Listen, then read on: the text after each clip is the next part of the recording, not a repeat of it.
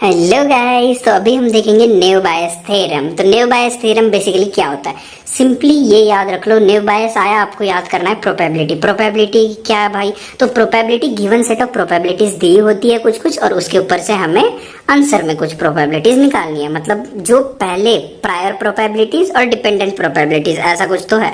Okay, prior probabilities और dependent probabilities के लिए हम ये वाला पॉइंट देखेंगे। Okay, prior probability, posterior probability. Prior probability मतलब जो पहले से आपको इनिशियली प्रोबेबिलिटी गिवन है, जिसके वैल्यूज आप ज्यादा इंफॉर्मेशन के बिना, without originally obtained before any additional information, वो प्रायर प्रोबेबिलिटी। पोस्टीरियर प्रोबेबिलिटी मतलब वो बाद में निकाल सकते हैं। और कंडीशनल प्रोबेबिलिटी मतलब इन प्रायर प्रोबेबिलिटी पे कंडीशंस लगा के जो प्रोबेबिलिटी निकालते हैं वो होगी कंडीशनल प्रोबेबिलिटी। आपको ऐसी तरह से समझ नहीं आएगा तो होपफुली, मुझे पता है। तो क्या करेंगे, देखो एक एग्जाम्पल लेते हैं जिसके ऊपर से आपको पूरा का पूरा समझ आ जाएगा। पहले तो पॉइंट्स देख लो। ओके, ये वाला फॉर्मूला है बेस थ्योरम का।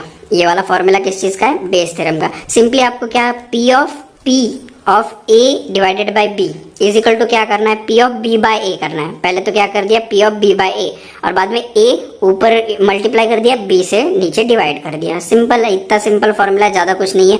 Okay, widely used in statistics and machine learning. Machine learning और स्टैटिस्टिक्स में बहुत यूज होता है। ओके, और इसमें क्या करना है, तीन हमें प्रोबेबिलिटीज दी रहती है। ये देखो, ये वाली प्रोबेबिलिटी हमें दी रहेगी, ये वाली प्रोबेबिलिटी दी रहेगी, ये वाली दी रहेगी, तो उस पे से ये वाली प्रोबेबिलिटी ढूंढना है। That is easy. सिंपली एक एग्जांपल ले लो। हमें एक एग्जांपल दिया है कि probability of KitKat buyers, okay, KitKat chocolate to perk. Okay, KitKat buyers to perk कितनी है, 2/3 है, 2/3 है। और पर्क विथ मंच कितनी है, 4/5 है। पर्क विथ मंच है, किटकैट विथ पर्क है। तो अब किटकैट विथ मंच हम निकाल सकते हैं, समझ रहे हो। किटकैट विथ मंच, ये दो गिवन प्रोबेबिलिटीज है। ये कौन सी भी, प्रायर प्रोबेबिलिटीज और पोस्टीरियर प्रोबेबिलिटीज, जो इन दोनों के ऊपर से हम निकाल पाएंगे।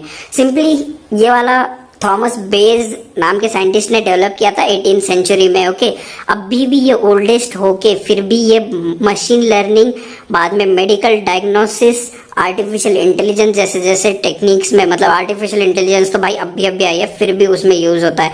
क्यों ये यूज करते हैं, optimal decision based on probabilities. Probability के ऊपर एक ऑप्टिमल डिसीजन, ऑप्टिमल मतलब परफेक्ट डिसीजन लेने के लिए बेस थ्योरम यूज होता है। सपोज कर लो, ये एग्जांपल लेते हैं। Let's say we have 2 boxes. Okay, 2 boxes है A and B. Okay, box A contain 4 red ball, 6 blue ball. एक बॉक्स है उसमें 4 रेड है, 6 ब्लू है। While B box contain 3 red ball, 7 blue ball. Okay, if you randomly pick a box, okay, box pick करने के chances कितने हैं, 1/2। Then randomly select a ball from the box, it turns out to be red. Okay, what is the probability that is you picked a box A. मतलब क्या ढूंढना है, आपने हाथ डाला एक बॉक्स में, उसमें से रेड बॉल आया, तो आपको प्रोबेबिलिटी रेड बॉल आने की नहीं ढूंढनी है, वो बॉक्स ए में से आया उसकी प्रोबेबिलिटी ढूंढनी है। तो सिंपली आपको गिवन डाटा देखो, picking box A, drawing the red ball. 2 probabilities ले ली हमने। पिकिंग बॉक्स ए की प्रोबेबिलिटी ऑब्वियसली 1/2 होगी, तो 0.5।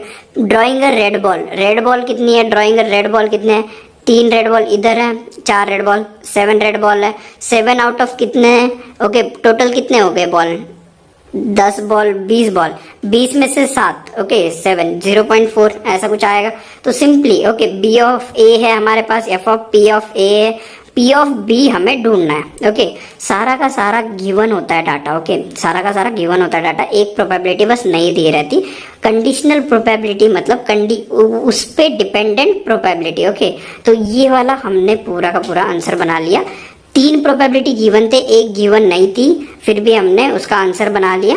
वही है प्रिंसिपल बेस थ्योरम का। बेस थ्योरम क्या बोलता है, प्रोबेबिलिटीज, हर एक probability independent of each other रहती है। हर एक प्रोबेबिलिटी क्या रहती है, इंडिपेंडेंट ऑफ ईच अदर रहती है, फिर भी हम कंडीशनल प्रोबेबिलिटी निकाल सकते हैं।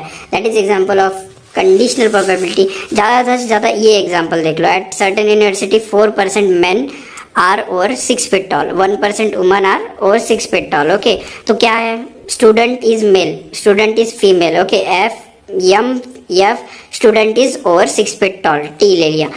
मेल होने की प्रोबेबिलिटी कितनी है, 4% of men, 4% of men are 6 feet tall, okay. 400 में से कितना है 4 है, और वो टॉल कितने है फीमेल 1 आउट ऑफ 10, और मेल होने के चांसेस कितने हैं, देखो 3:2 का रेशियो है, तो 2/5 3/5, ओके। अभी क्या किया हमने, फॉर्मूला बेस थ्योरम पुट किया, उस पे से आंसर निकाला, हमें क्या मिला है, फीमेल हुआ टॉलर देन 6 फीट, इसका आंसर मिल गया। क्या लिखा है, select at random among all दो 6 feet what is probability that student is woman. मतलब ये देख रहे हो आप, आपको रैंडमली चूज करना है उसमें से, बाद में उसमें क्या होना चाहिए, 6 फीट टॉल होनी चाहिए और ऊपर से वुमन होनी चाहिए। तो इसकी प्रोबेबिलिटी किस थ्योरम के ऊपर से डिराइव कर पाए हम, बेस थ्योरम। विदाउट इट देखो हर एक प्रोबेबिलिटी के बीच में कोई भी कनेक्शन नहीं रहता, इंडिपेंडेंट रहता है, बट बेस थ्योरम क्या करता है, एक कनेक्शन लाता है हर एक प्रोबेबिलिटी के बीच में। That is it, Bayes theorem हो गया। बेस थ्योरम में ज़्यादा से ज़्यादा आप करना है तो क्या करोगे आप, ये देखो एक्सप्लेन करते टाइम क्या लिखोगे आप, प्रोबेबिलिटी पी ऑफ ए क्या है, probability of event A, okay. Probability P of B क्या है, प्रोबेबिलिटी ऑफ इवेंट बी, और बाद में प्रायर प्रोबेबिलिटी जो पहले से ऑब्टेन कर सकते हैं हम without any additional information, posterior probability जो एडिशनल इंफॉर्मेशन देने के बाद हमें मिल सकती है, और एक कौन सा था अपना, P of A by B, मतलब जब बी गिवन है तब ए की प्रोबेबिलिटी, जब क्या गिवन है, बी गिवन है तब ए की प्रोबेबिलिटी, और बी बाय ए क्या है, ए गिवन है तब बी की प्रोबेबिलिटी। होप इतना ही था भाई, बेस थ्योरम ज़्यादा कुछ नहीं है, सबसे इजीएस्ट टॉपिक है। होपफुली आपको समझ आ गया हो। That is it for today guys, चलो मिलते हैं नेक्स्ट वीडियो में, बाय बाय। दिमाग खराब हो गया। बेंचो, कब सुधरेगा तुम लोग? चाय में कोई उंगली डालता है क्या? साहब उंगली में दर्द है, डॉक्टर ने सेकने को बोला। हाँ तो पिछवाड़े में डाल दे उंगली, सबसे ज्यादा सेक बेटा वहां मिलेगी। साहब वही थी, आपने चाय मंगाई तो निकालनी पड़ी।